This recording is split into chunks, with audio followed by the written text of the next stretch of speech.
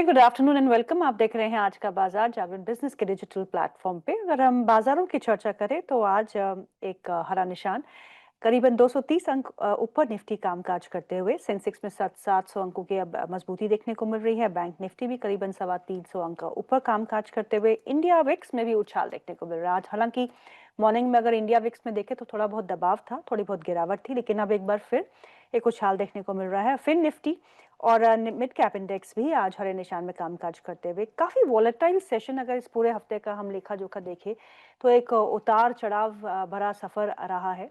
2 दिन से गिरावट थी एफआईआईज की सेलिंग के बीच में, लेकिन आज एक अच्छा रुझान देखने को मिल रहा है। बदला क्या है किसी को समझ नहीं आता। समझने की कोशिश करते हैं कि ये जो बॉन्ड मार्केट में उठापटक हो रही है जापान में, यूएस में, उसका कोई इम्पैक्ट हमारे बाजारों पे पड़ सकता है या नहीं। इंडिया की डोमेस्टिक स्टोरी थोड़ी स्ट्रांग लगती है। अर्निंग सीजन अब लगभग खत्म ही होने वाला है। अर्निंग्स म्यूटेड रही है, पर कंजर्वेटिव गाइडेंस के चलते हुए हो सकता है कि 1-2 क्वार्टर्स और निकालने पड़े हमको इसी मॉडरेशन में। पर मार्केट्स जो है कहीं ना कहीं संभलते भी दिख रहे हैं। तो इस बाजार में करना क्या है, इस पे हम चर्चा करेंगे। बहुत ही खास मेहमान हमारे साथ जुड़ चुके हैं, mister Vineet Bolanjkar, head of research Ventura securities से, एंड टेक्निकल साइड पे mister Anshul Jain, he is head of research at Laxmi Shree investments. आप दोनों का बहुत बहुत स्वागत है। मेरा फर्स्ट सवाल जो है विनीत सर से होगा। विनीत सर, सॉरी मैं अपनी को एंकर को इंट्रोड्यूस करना भूल गई।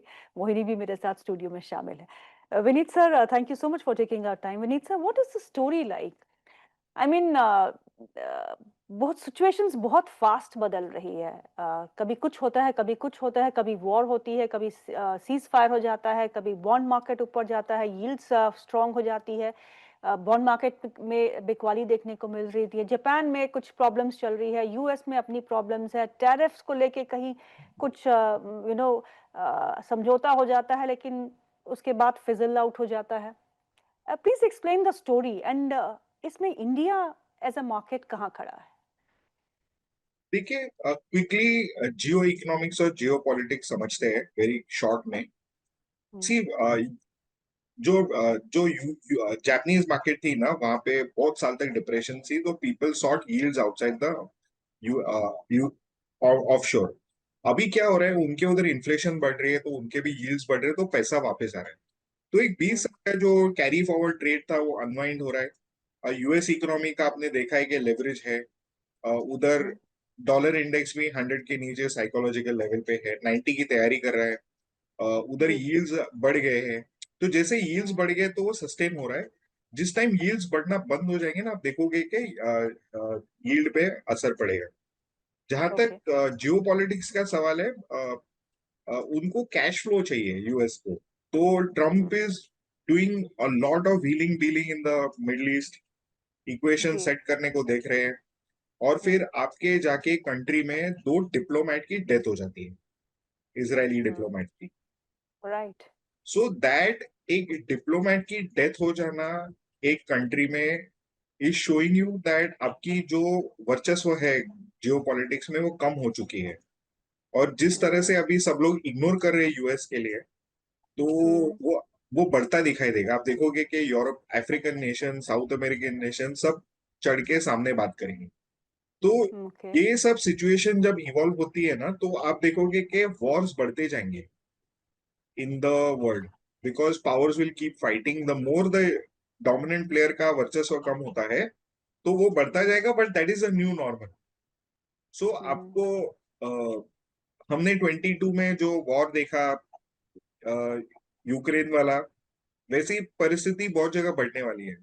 तो इसमें हम्म, सिल्वर लाइनिंग कहाँ पे आती है इंडिया के लिए, है ये है कि इंडिया ने ये जो सिंदूर ऑपरेशन हुआ था, उसमें उन्होंने हम्म, 2 चीज बता दी कि hmm, every inch of the Pakistani soil is well mapped. और हम्म, जिस तरह से विद ग्रेट ईज उन्होंने अमेरिकन और चाइनीज वेपन्स को उड़ा दिया, उसमें बता हम्म, दिया कि वो सुपर पावर बन गई। And this is hmm, what the world was not liking. तो उसको आपने देखा थिंग्स दैट वर हैपनिंग।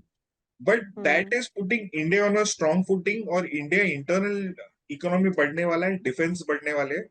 तो हम्म, इसमें से एक क्लियर कट ट्रेंड है कि defence is going to be a decadal theme, along with okay, power and okay, energy and hmm, AI. So ये 4-5 थीम है, इनमें आप पैसा इन्वेस्ट करो। जितना भी उथक पटक वर्ल्ड में होगी वो आपके लिए पॉजिटिव थीम हम्म। लेकिन सर डिफेंस के स्टॉक तो बहुत चल चुके हैं, इन लेवल्स पे भी इन्वेस्ट करना है। है। Madam, what is going to happen is that globally, जैसे मैंने बोला कि global inventory levels 10 year lows पे है, और हम्म। जितने मैन्युफैक्चरिंग कंपनी कंट्रीज है वर्ल्ड में, उनके भी स्टॉक्स लो पे है, क्योंकि उन्होंने एग्जॉस्ट कर चुके स्टॉक्स। तो सब रीप्लेनिश, और जैसे मैंने आपको बताया कि जियो पॉलिटिक्स चेंज हो रहे हैं, सब अपने डिफेंस के लिए खुद तैयारी करेंगे। उसमें India is emerging as a low cost high tech friend of the world in terms of defence. उसके चलते हुए अपने डोमेस्टिक नीड्स के बाद में इंटरनेशनल नीड्स आएंगी, तो इनके ऑर्डर फ्लो बरकरार ही रहने वाले। करेक्ट।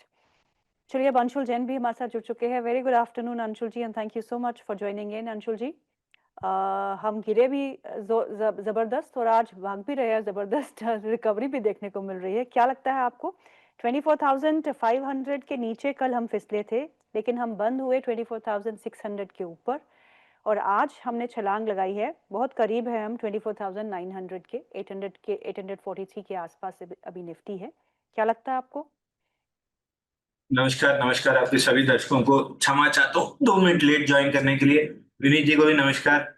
देखिए, बैंक निफ्टी में कल रिजेक्शन कैंडल की फॉर्मेशन थी, निफ्टी में बेरिश कैंडल की फॉर्मेशन थी, और हमेशा बैंक निफ्टी ही लीड करता है क्योंकि उसका सबसे बड़ा वेटेज है, और आज भी क्लियर कट एविडेंस मिल गया कि bank Nifty is the leader. जैसे ही प्रीवियस डे हाई क्रॉस हुआ, इनिशियल 15 मिनट के बाद बैंक निफ्टी में ब्रेकआउट था। 55,400 का पहला टारगेट था, 55,700 का दूसरा टारगेट है। 55,400 का टेस्ट हो चुका है। अब यहाँ से वीवैप अगर सस्टेन हो जाता है तो 55,700 तक निकल जाएंगे, और अगर 55,700 तक निकलते हैं तो निफ्टी भी फिर 25,000 का अपना टारगेट टेस्ट कर सकती है। तो मार्केट में हमको अभी भी तेजी लग रही है। कल शाम को जरूर हम थोड़ा सा मंदी में थे क्योंकि निफ्टी पे ज्यादा बेरिश कैंडल थी और बैंक निफ्टी पे छोटी रिजेक्शन कैंडल थी, तो लग नहीं रहा था कि ऐसी मूव आएगी। लेकिन आज सुबह जब जैसे ही बैंक निफ्टी पे प्रीवियस डे हाई क्रॉस हुआ, व्यू हमारा चेंज हुआ। पहला टारगेट टेस्ट हुआ है, दूसरा 55,700 का है, वो भी हाई ऑड्स है। 70% 75% चांस है कि टेस्ट हो जाएगा।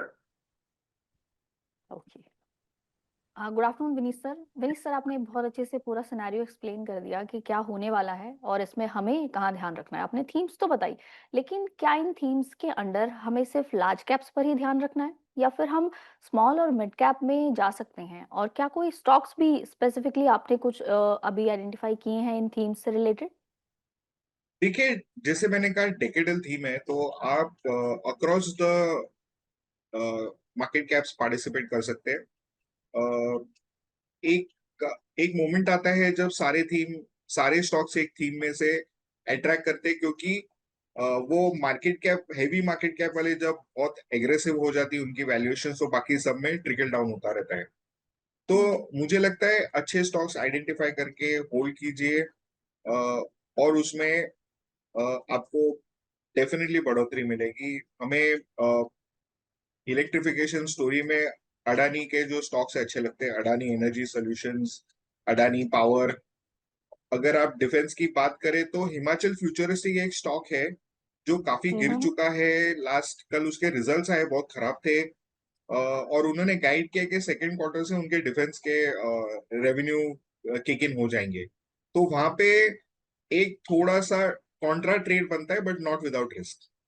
तो आप उसको देख सकते हो। उनकी जो ऑप्टिक फाइबर बिजनेस है, G7 रेडार्स में जो डेवलपमेंट काम कर रहे हैं, टेलीकॉम प्रोडक्ट्स में, they are guiding for a revenue of 5,000 crores, और मार्जिन एक्सपेंशन भी होने वाला है, तो हमें वो स्टॉक अच्छा लगता है। हमने रिसेंटली थॉमस कुक इनिशिएट किया था 137 में, अभी 165 है। टेक्निकली ऑल्सो भी स्ट्रांग है, और हमें लगता है कि ये स्टॉक 300-310 छू सकता है। So these are some of the stories that we like, and we are recommending. बिल्कुल sir. Good afternoon Anshul sir. Anshul sir, दो स्टॉक्स की बात करेंगे। एक तो बीएसई का स्टॉक जो हम क्रैश होते हुए देख रहे हैं, बोनस इशू जो उसकी वजह से, और दूसरा स्टॉक जो है उसकी बात करते हैं, वो है आई गेस वॉरे एनर्जी का स्टॉक। इसमें भी हम देख रहे हैं, तो इन दोनों स्टॉक्स को आपको चार्ट्स पर कैसे देख रहे हैं आप इन दोनों स्टॉक्स को फिलहाल? मैम, दूसरे स्टॉक का नाम मैं मिस कर गया। War energy. वारी एनर्जी। देखिए वारी एनर्जी में जब तक 3040 के ऊपर क्लोजिंग नहीं आती है तब तक मैं स्टॉक में एंटर नहीं करूंगा। आज की कैंडल ज्यादा ही बेरिश है, सेटअप खराब कर रही है, तो एक आध हफ्ते का और समय लूंगा। अगर 3040 के ऊपर क्लोज नहीं होता है नेक्स्ट वीक में तो मैं इसको अपनी वॉचलिस्ट से एलिमिनेट कर दूंगा। अगर क्लोज होता है 3040 के ऊपर तो फिर ऊपर में 3400 से 3600 तक के टारगेट स्टॉक में देखने के लिए मिल सकते हैं। दूसरा बीएससी में स्टॉक स्प्लिट बोनस एडजस्टमेंट जो भी हुआ है, नंबर ऑफ स्टॉक्स बढ़ जाएंगे, और जब भी ऐसा होता है किसी भी स्टॉक में स्प्लिट बोनस के बाद नंबर ऑफ स्टॉक्स की लिक्विडिटी बढ़ती है, 4-5 महीना लग जाता है स्टॉक को उस लिक्विडिटी को एब्जॉर्ब करने में, और प्रेशर बना रहता है। रीसेंट केस इन एग्जांपल आप रिलायंस का ले लीजिए, जब बोनस स्टॉक स्प्लिट हुआ था तो उसके बाद स्टॉक में काफी दबाव आया था। मार्केट कैप नहीं बदलता है बट नंबर ऑफ शेयर्स बहुत बढ़ जाते हैं, तो वो लिक्विडिटी एब्जॉर्ब करने में, थोड़ा सा डाइजेस्ट करने में समय लगता है। तो बीएससी वैसे भी मेरे को बहुत अच्छा नहीं लग रहा है, इस प्राइजेस पे ओवर एक्सटेंडेड है। प्री स्प्लिट, आज मेरा चार्ट एडजस्टेड नहीं है लेकिन प्री स्प्लिट 6843 ये एक मेजर सपोर्ट था, तो एक आध दिन में चार्ट जब एडजस्ट हो जाएगा तो क्लियर लेवल्स आ जाएंगे, बट 6843 ये लास्ट सपोर्ट था प्री स्प्लिट का। आपको स्प्लिट एडजस्टमेंट रेट देखना होगा, इसके नीचे क्लोजिंग पे बीएससी खराब हो जाएगा, और जैसे जैसे एनएससी का आईपीओ पास आएगा बीएससी में दबाव बढ़ना स्टार्ट हो जाएगा। विनीत सर, डॉलर इंडेक्स गिर रहा है, आपने कहा कि 90 भी जा सकता है, और अगर ऐसा होता है तो क्रूड को कहाँ देखते हैं आप? क्रूड भी गिर रहा है। इट यूजुअली हैपेंस कि डॉलर डिनोमिनेटेड कमोडिटीज जो है वो अच्छा परफॉर्म करती है post we see some kind of a pressure in dollar, पर क्रूड भी गिर रहा है, डॉलर भी गिर रहा है। इस सिनेरियो को देखते हुए आपको ऑयल एंड गैस स्पेस पे आपका क्या व्यू बन रहा है?